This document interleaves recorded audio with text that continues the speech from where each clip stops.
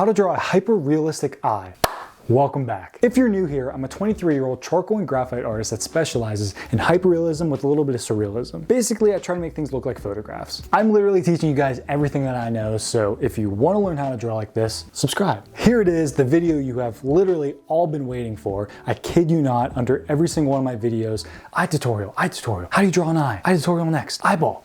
Literally driving me insane, but that's okay because I know it's like hyperrealism 101. Everyone loves drawing eyes. The reason that I've put it off until now is because it's such a hard thing to teach because there's so many moving parts. So let's waste no time. I'm gonna break it down to you into 5 super easy steps that literally anyone can follow. But first, you need to know what tools you're using. So I'm gonna go over every single tool that I personally use that's over on my workbench right behind me, and then we'll get into it. Ready?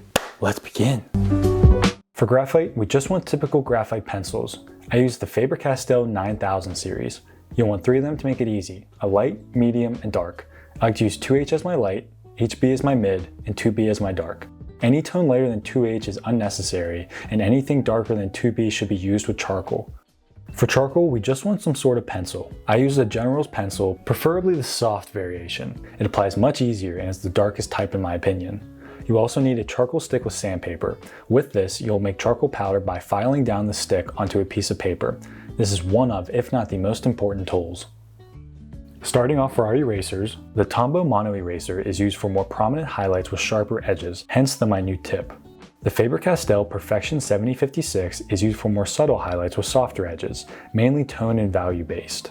An electric eraser is used for the strongest of highlights. By pressing the button, the tip spins at a speed that allows almost anything to be erased. It's a tool that I recommend to anyone, and one that once you have it, you don't really know what you do without it.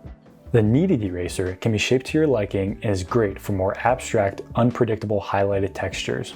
Finally, the Faber-Castell dust-free eraser is used to clean up any smeared charcoal. It's not required, but incredibly convenient, and I highly recommend. As you can see, erasers are vital to the detailing process, which is why we have the most tools in this category. Any sort of makeup or art brush will be used for most of the blending. I personally use the IPC1 by Dynasty brushes.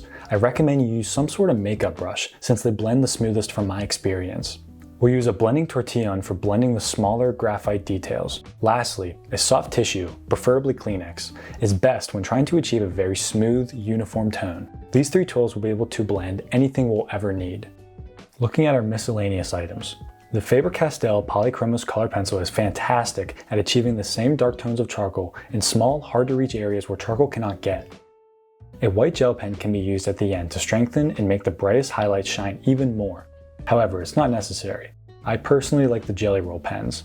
Lastly, any stiff brush is great for wiping away all those shavings that get in the way. Again, not necessary, but very convenient.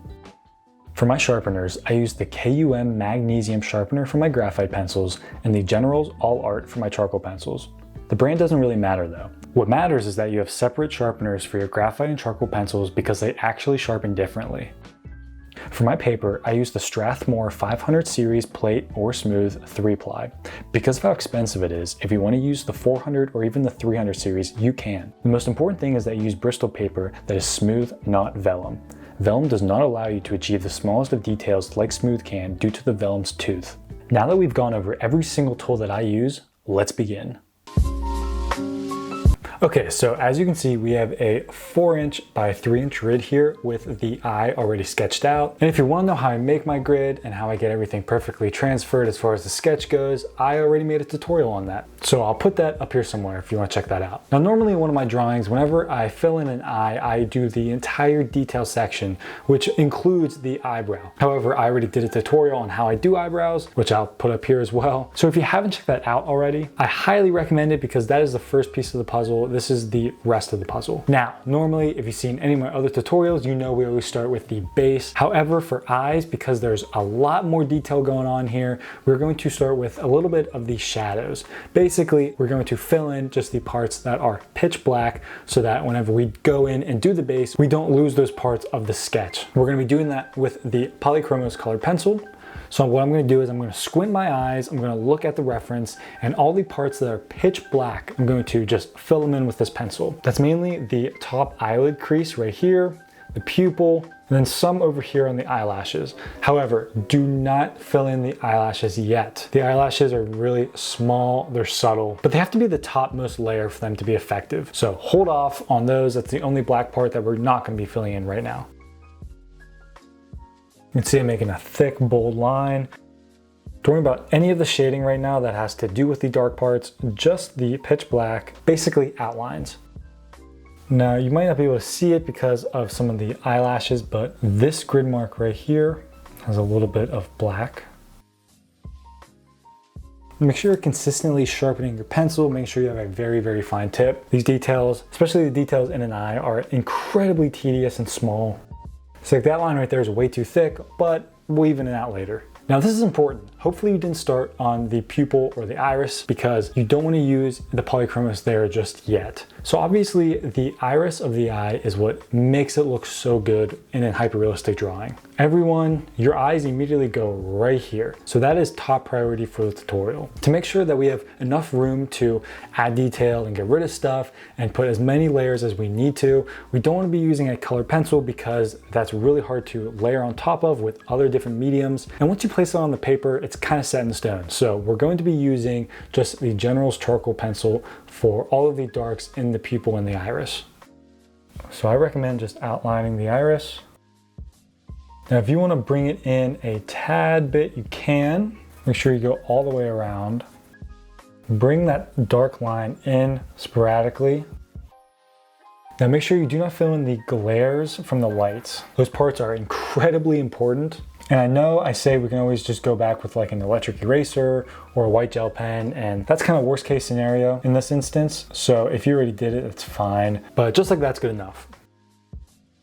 Now this whole area over here is basically just pitch black from the eyelashes that are bunched up on the end over here. So I'm just gonna fill them in, but I'm not gonna be doing any of the detailed eyelashes that are kind of coming up and standing out. That'll be part of the detailing process, which we will work on later. So kind of just stop when you get to the point where you're gonna be, pulling and making the eyelashes. We're just filling in like the bulky area of it. Okay, there we go, we got the blacks in place. Okay, now we can go back to the base. So what this is, we're just going to be focusing on getting the tones in place where they need to be, no detailing whatsoever. We're literally just going to be using our brushes that are dipped in charcoal powder. So I'm going to grab my smaller brush, I'm going to go over here, dip it in the charcoal powder, and we're just going to match the tones, fill in all the blank space. Let's start with the upper eyelid. You can see the shadow that's kind of coming up off of the dark line that we already made. Go over top, color in. If you accidentally go out of lines or you make it a little scratchy, that's okay. We're kind of just getting like a general idea. To avoid streaks, I highly recommend going in a small circular motion.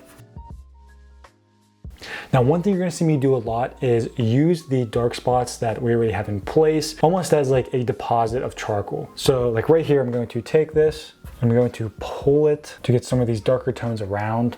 I know it kind of just sets us back a little bit, but honestly, we did this step so that we wouldn't lose where our grid and our sketch lines are. So it's pretty inevitable that we have to go back and fill those back in. So honestly, don't be afraid to use them as your charcoal powder. If you're ever unsure of how dark to make something, I always say do the squint test. So basically just squint your eyes and look really quick back and forth between your drawing and the reference, and you'll immediately see what needs to be darker, what needs to be lighter. Super simple trick. Everything should be blended to some degree. Even if something looks like it's just a sharp line, just to be safe, go ahead and blend it anyway. Now we're going to lighten this whenever we get to the highlighted details area. In super detailed areas like right here, just do your best. If anything, just fill it with one uniform tone and move on. Anything that's like mid-tone, we can just fix in the detail stage. Swap over to my bigger brush because this is a big section that's pretty uniform. Remember, don't try to be super streaky with it, go back and forth. It looks so much better when you go in a circular motion instead. Now just preference, I like to get everything around the eye shaded in first and then move on into the eyeball. This is by far the most important step. If you don't get the tones right, no matter how good your detailing is, the whole thing is going to turn out a little wonky. So if you need to spend the most amount of time on a certain step, make sure it's this one. Now I know it's super bright on this lower eyelid down here, but you still need to coat it with some sort of tone. So just lightly go over it. Okay, now we're gonna move on to the white of the eye. This is going to be a little different as far as the steps we're going to take to get it done. However, it does start out with just the same normal shading for the base. So just continue what you're doing. But if you can be a little lighter, really cautious about your streaks, do it here. One of the biggest things that people have issues with, or when they look at their eye drawing when they're done and they're not happy with it because it looks a little too unrealistic, is mainly because they leave the white of the eye white. Now, I guess that makes sense. You would think to do that because it's called the white of the eye, but it's technically not white, and you don't want to just leave it the white of the paper. That's literally the worst thing you could do for it. So if you're hesitating to add anything to this, or you're thinking to yourself, well, my reference is fine as it is, please, for everyone's sake, tone it down just a little bit. You will 100% thank me later. Now, here is the one thing that makes your eye stand out amongst the others, and it is shading outward on the iris. A lot of people like to have this distinct line that separates the white of the eye to the iris. Now, you do want a sharper line there, but first you need to fade it out. What I mean by that is I'm literally, with the brush, I'm fading it outwards into the white of the eye, just ever so blending it. Pretend you're drawing the outline for the iris again, but with the brush. See, I went out a little too much right there, that's fine. Now for the iris itself, you really want to pack in some charcoal in there to make sure it's darker. So I applied some charcoal to the tip of my brush, and I'm really going to fill that in. Make sure to avoid the glare, you want to keep that in there. So try to just work around it if possible. Now if you overlap a little bit, that's okay. No big worries at all.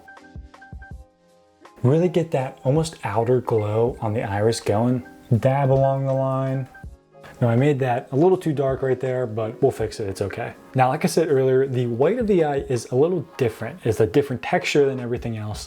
It's glossy, it's slick, it's shiny. So we don't want to just leave it like that, because right now it just looks like an extension of the skin. They have the same exact texture.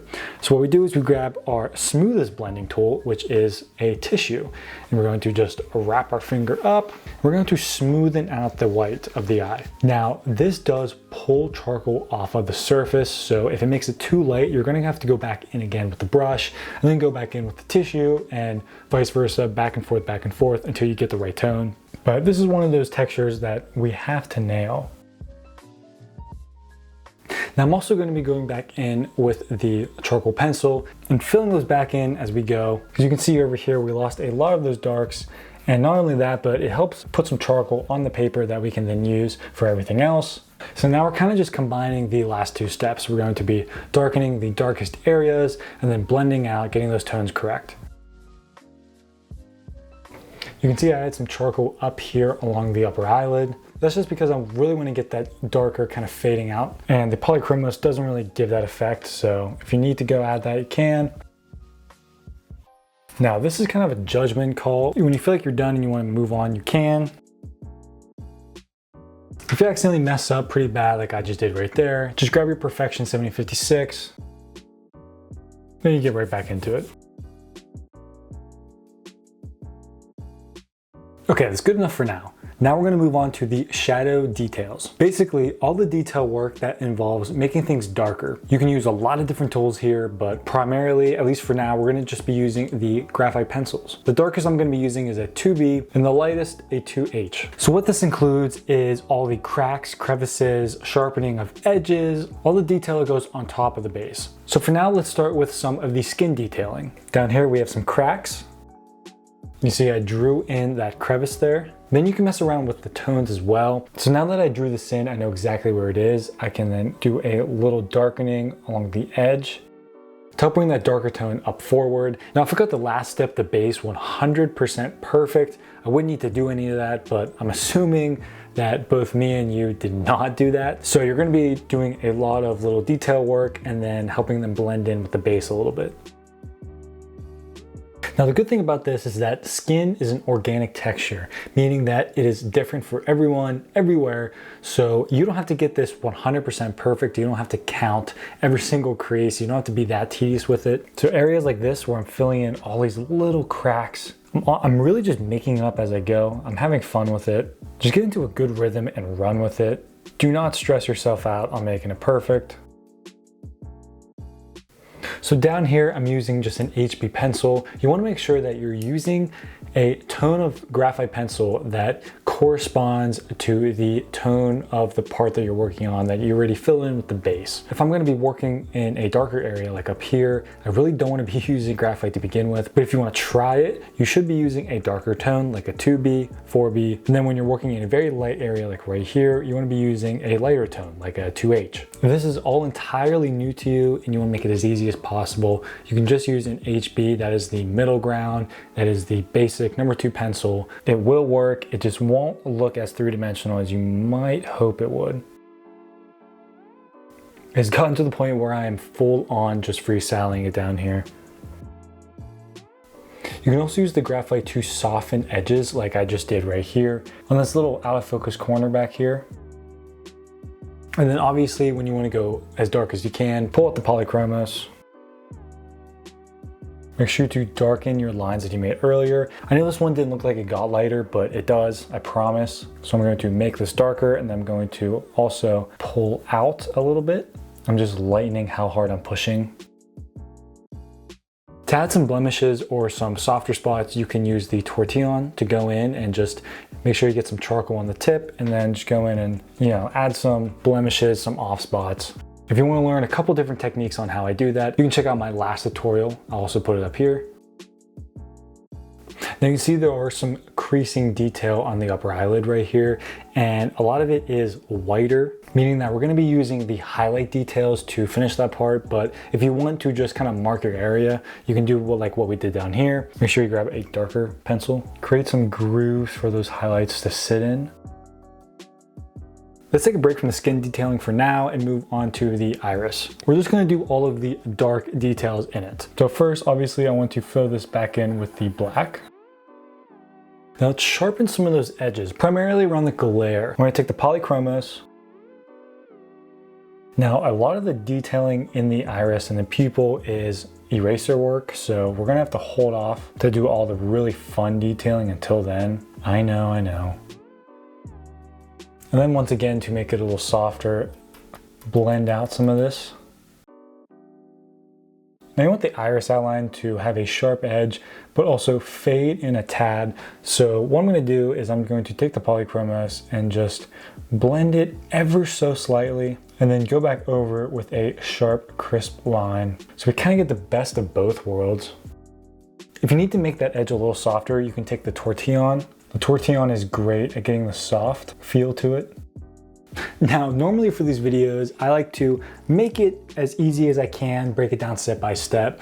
But when you're working on these in real time, to be completely honest, it's not really like this, especially for me, whenever you kind of have this down subconsciously by memory at this point. So whenever I say break it down by the base, shadow detail, highlight details, reinforce, I do follow that, but I do it in its own little sections. So I'll do like this little section right here, I'll do all 4 of them. And then sometimes I do like 2 steps over here, and then I find a spot over here and I get sidetracked and I work over here and do all 4 steps, and then I come back. It's a little disorganized when I do it off camera by myself. So if some things don't really make sense, I really try my best to break it down and do all the base, all the shadows, everything for each step. So if I'm bouncing around, I'm sorry, that's just how my everyday drawing cycle is. But we've reached a point right now where it's really tough to do anything without adding some highlighted details. So we're gonna stick inside the iris and get that completely done for you guys, because I know that's what we're all been waiting for. So that's switch over to the next step, which is the highlights, and then we'll just have to return to some of the shadow details. The shadows and the highlights bounce back and forth, back and forth. What we want for this step is the mono eraser, the Perfection 7056, and then the electric eraser. So let's start with the mono. Make sure you have a very fine tip cut. And then we're going to add all of those little lines and highlighted areas that are in the iris. So you can see like around here, we have those dotted areas. Again, the great part about this step is that every iris is different. So if you don't get it one-to-one, no one's ever gonna know. Unless you're doing a commission, then you kind of have to get it perfect. Adding those, and if you can't get them as bright as you want, we're gonna go back in with the electric eraser. That's what that's for. But honestly, I'm just going to add some of these really thin lines, making them more apparent here closer to the pupil, and then I'm just kind of fading them out as I get to the edge. A lot of this is really tedious, so I'm gonna grab the electric eraser, sharpen it so I have a really sharp edge. I'm gonna go in and add that highlighted ring that's almost like it's around the pupil. Now to get a soft pull from the iris and get some just in general lighter areas, a lighter background, you can use the Perfection. That's what I'm doing here. This tool is used for a lot of these softer highlights that you kind of just don't really have defined edges. Much more forgiving. The mono is for the sharper edges, the more tedious sharper edge highlights, and then the electric eraser is for the brightest of the bright highlights. And speaking of it, let's get these glares ready. I'm just giving them distinct lines. I'm gonna go back, and this is really just going back and forth until you like it. Adding in all these random lines, pulling random spots. I can't really guide you too much through this because everyone's is different. Just make sure you leave a nice black ring around the iris, but don't make it too sharp. Make sure it kind of fades in and out. See, like this is way too sharp right here. It's almost like it stops. So what you do is you grab polychroma, bring it in up against certain lines, almost if it's like breaking through. And even breaking through in the opposite manner by taking some of the highlights and pulling from the edge. Now we're not done with it, but we're gonna move on to some other highlights because like I said, I wanna try to do all the steps at once. So we're gonna go back and forth between the shadows and the highlights in the reinforced stage. So let's just go from there, from the iris, and move outward. Sticking with the white of the eye, there's this little water, like really tiny lake that goes along the bottom eyelid. You never want to forget that. I'm just gonna add it in right now with the electric eraser. You have to have a really steady hand for this part. That is just not that good, but it's okay. We can enhance that later with the white gel pen. Now you can see we very much need to brighten some parts of the white of the eye, especially just around in here. So we're gonna take the smooth eraser, the Perfection, and really small circles, just pulling as softly as I can. And then to hide any of the streaks that I left with that pencil, which I tried to be as soft as I could, but let's face it, there are definitely some streaks on there. Just flush them out with the tissue. Sticking within the eye, I'm going to grab my electric again, and we're just looking for any places that need erased, basically, any details that you could do with an eraser. And immediately I see in the corner over here, those really strong highlights. We're gonna add those. And we're just gonna keep on going. So let's go over here. You can see that there are some in this little crease. Just going to dab with the electric eraser and work my way up. There are a couple lines over here. Now, like I said, the electric eraser, you really only want to use it whenever you are working with the strongest of highlights. Ones that have a clear-cut edge. Stuff like what we just did right here, but working up on the eyelid, these are stronger highlights, but they're not strong enough to be using an electric eraser. So we're going back to the mono, which is just one step down from the electric eraser, because it still produces sharp edges. We're going to go in between these little craters that we left with the shadows and just erase. Now everything I'm saying is subjective to whatever reference you're using. I'll link the reference that I'm using down below. I found it on unsplash.com. It's a website where you can get copyright-free photos that are 100% free. So shout out to the artist that I got this from. I will link you down in the description. Really appreciate it. So if you want to look for copyright images, you can check there, but I highly recommend to every new artist to use your own references. It's a great habit to get into, one that you definitely need to at some point, probably sooner rather than later. Okay, now that we got these lines done, we don't want to just leave them like that. Also want to just bring this area up a little brighter. And I know you can't see them because they're going to be covered by the eyelashes, but you still want to add just a little bit of texture back here, even if it's just little squiggles like I'm doing right now. And the same up here, to add the skin texture up here, it's just eraser work. It's very subtle. So I'm just going to very lightly kind of do like a flicking upward motion. It's going to add a unique skin pattern that kind of looks like some peach fuzz, kind of looks like some cracks. Just work our way down. So an area like right here, I'm going to lighten it base-wise. And then I'm gonna go in with the electric, add the little squiggly highlights. Then gonna keep going under, we have more right here. So just fill those in. Then moving under, we have another bright spot right here. Now I know we don't have the eyelashes in place yet, but you can see all those white circles that kind of start and then finish right around here. I'm gonna add those in now. You can do them before or after eyelashes, it doesn't really matter. Now those are a little abrupt, so again, I'm gonna go in with the perfection. So one of the first things I see when I look at this eyelid is that it has a nice light line with soft edges that goes from here up to here. So I'm just gonna add that in. It helps distinguish between the white of the eye and the eyelid. Might be a little too bright, we'll fix it later. If you're ever stuck and you don't know what texture to put on, just grab the perfection and just do little squiggles very lightly, barely touching the paper. That's what I'm doing right now. It works 10 out of 10 times. So now we're going to do all the little highlights down here. And it's basically filling in the spots in between those creases that we did with the shadows. So you don't even really need your reference for this part. Just grab your mono, sharper edge. Also, it's really important that you go in between all the ones that you already made, but you also want to make new ones as well. So like this, I'm just going to create some squiggly lines, adding just like a rough texture to it. Make sure to snip the tip of your mono every so often. And if you're not getting the sharper edges, if you're working with really lighter skin, like I am right now, you can use the electric eraser and go in and get some of those highlights. Make sure you don't overdo it though. It's really easy to overdo it with the electric, and when you do overdo it, it doesn't really look that good. That looks a lot better. So yeah, it just depends on your reference, which eraser tool you want to use, a more defining one or a more subtle one. Now, if you want to get really in depth with the skin texture that's down here, I actually do have multiple skin tutorials that really hone in on how to get this type of skin texture. So if you feel like I'm barely going over it and you want to learn more about how I texture skin really quickly and as easily as I do, and it kind of look as good as it does, you can check out any of those tutorials. I know I keep referring you to other videos, but I do a tutorial like every other week. So instead of trying to just keep explaining myself over and over, it's kind of easier to let you go pick what you want. Now let's pull out a tool we haven't really used yet, which is the kneaded eraser. This eraser is only used for the most abstract of textures that you don't care what it looks like. And a lot of that is out of focus work. So you can see down here, we have a lot of out of focus skin texture. Honestly, we're just going to shape this into a finer point and then go in and just dab, move it all around.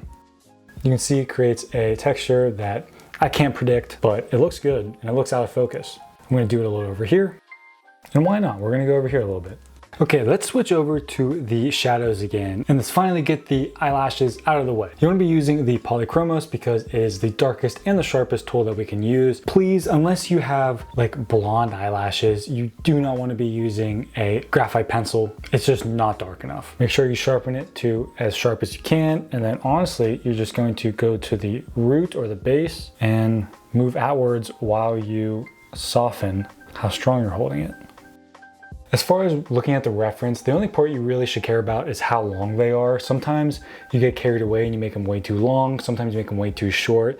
Don't count them and try to make every single one perfect. You can kind of make them up as you go. Just make sure that they are at the appropriate length. That's really all you have to worry about. And then actually, to make some of the skinnier, more faint ones, you actually want to grab the graphite pencil because it can actually get sharper than the Polychromos. And add some of those filler ones in there just to kind of fill in the space. You can also use it to get some of the out of focus ones back there by just kind of coloring them in pretty softly. Also, if you need to extend any of them, make sure you use a graphite pencil for that. Moving up top, you want to make sure you're paying attention to if any curls. So like right here, there's one that curls down below and then goes up. Or there are some that just go up. And same rules apply. Just make sure you know how long they are. just one at a time. Okay, we are going to return to those, but when we go back to the highlights. For now, let's add some of those veins in the white. We're going to be using the absolute lightest shade possible, which is the 2H. And I'm going to start with some of the ones that are coming out. You can't see them that well, but some of them do come out of the iris. Again, we're just drawing little squigglies. You want to make them defined, but you want to change the weight of the lines or just how hard you're pressing down. You can make them as bloodshot as you want. You can add one vein, you can add none if you want. Make sure you have a super sharp tip for this. And then make sure you draw a distinct line above that little river that we made. It just helps it stand out more. To get some of the veins in this really dark area here, you can use the polychromos. Make sure you just don't press down too hard. Now I see some spots over here that I missed as far as just shadow detail goes. Okay, then I'm gonna grab the polychromos. We're gonna add more detail in the iris. Just creating some dark lines going up against some of the highlighted lines. And then one thing people always forget, the reflection in the glare of the eyelashes. Now you want these to be as dark as possible, but it's such a tiny detail that I am going to switch over to graphite just because I can get the tip sharper. And then some of those little details in there, I'm just going to use a tortillon and boom. Okay, now switching back over, we are now in the reinforced stage. I probably should have said that earlier, but now it's basically we work on either a shadow or a highlight, and then we switch over to the other one to reinforce that and go back and forth so that they complement each other to the best of their ability. So like for instance, now we're gonna switch over, we're gonna go back to the erasers, and we had the eyelashes already, but we want to add the little tips that are on them. I don't know if you noticed those, but a good bit of them have a little bit of like blonde tips to them or some highlighted roots or something like that. I'm just gonna use the electric eraser because it is the sharpest. Swap back over. I think I actually like the mono more. For the out of focus eyelashes, make sure you're using a softer end, like the Perfection. Also make some eyelashes that are just only eraser. Adds a cool little texture to it. You can also use the mono to add some peach fuzz up top. Now, honestly, the last step is touch-ups. If you want to be done right here, you can be. If you're happy with it, good for you, we're done. But I'm going to look back and forth between my reference and my drawing because there's definitely spots I could touch up, make better. Basically, just look really quickly between the reference and the drawing, see what you think needs improved, tinker with stuff, spend a little more time on a skin texture that you're not familiar with. Now's the time. Now that we have pretty much 99% of it done, now you can really try to practice on some of these skills that I've been teaching. Once we're done with that, we'll move on to the final step. I forgot to do these over here, wow. Oh, a detail I forgot to note for the eyelashes. You can see at the root, it looks like they're just floating there. You really don't want that, so I recommend grabbing a graphite pencil and just doing a little faded dot at the base or the root of every one of these. It just makes it look like it's going into the skin rather than just kind of floating there. I don't know, it's optional. Okay, the very last step is adding the white highlights with the white gel pen. You don't have to do this if you're one of those people that think if it's gonna be a graphite drawing or a charcoal drawing, it should just be that. Don't mix any other medium, that's fine. But I always think that if there's a way to make a drawing look better, why put those restrictions and rules on yourself? There's no point. So basically, we're just gonna dab the white acrylic paint on the strongest of highlights to make them pop a little more. Now that's going to be just places like around here, maybe a little in here, definitely some up here. So let's work left to right. So over here, there's some spots. Now this is a very subtle texture. It's a step you really don't want to overdo because it looks really bad if you add too much. So like spots up here, you just want to put the white gel pen on the very tip top, the crest of the area. You don't want to just fill this whole thing in with the white because then it doesn't really make it stand out. It just doesn't really look that good. Definitely this little river we made. Like down here, you don't want to fill in every single one, just here and there. Make sure you add just some dots along the lower eyelids.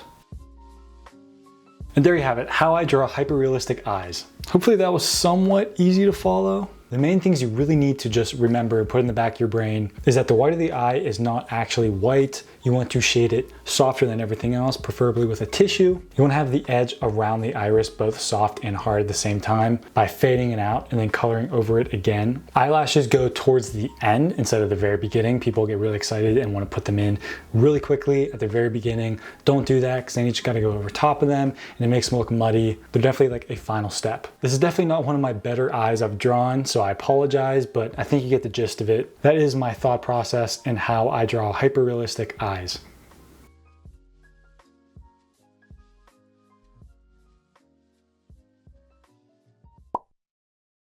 There you have it, how I draw my hyper-realistic eyes. I hope you enjoyed the tutorial, hope you found it useful. Let me know down in the comments what you want to see next. If you want to see daily content from me and just keep up to date with my original drawings, you can head over to my TikTok and my Instagram. If you want to purchase limited edition prints of my drawings, or even the originals of my drawings, head over to my website. If you want to take things one step further and get these tutorials 1 week early and also get one-on-one feedback from me about your art, head over to my Patreon. Last but not least, please consider subscribing and liking the video. It means the absolute world to me. I want to keep making these videos for you, and I need all support I can get. I think that's it. I appreciate you being here, and hopefully I see you soon.